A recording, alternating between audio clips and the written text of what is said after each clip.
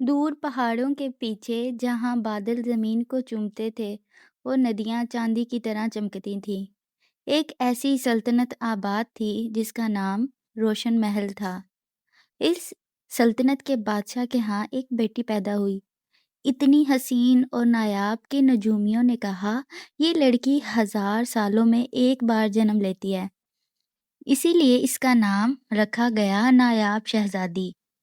نایاب صرف حسن میں ہی نہیں بلکہ دل کی نرمی اور عقل کی روشنی میں بھی بے مثال تھی۔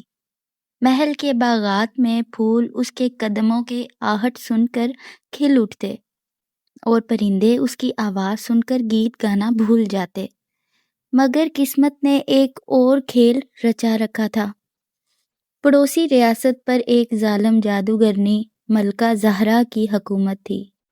زہرا کو ایک پیشن گوئی ملی تھی کہ جس دن نایاب شہزادی 16 برس کی ہوگی اس کا حسن اور نیکی زہرا کی ساری کالی طاقتوں کو ختم کر دے گی۔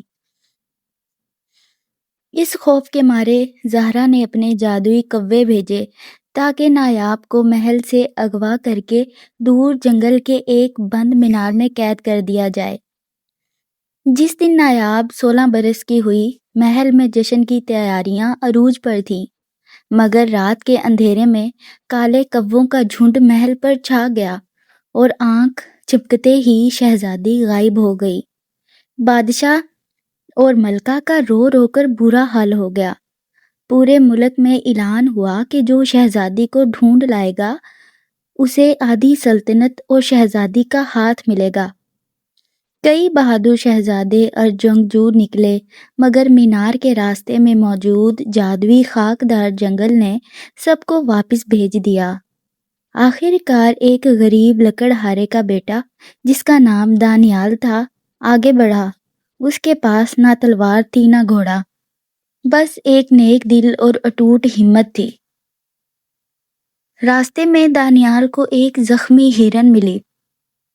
سب نے اسے نظر انداز کیا تھا، مگر دانیال نے رک کر اس کا زخم باندھا اور اپنے حصے کی روٹی اسے کھلائی۔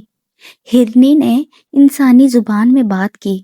وہ دراصل ایک نیک پری تھی جسے زہرا نے سزا کے طور پر ہرنی بنا دیا تھا۔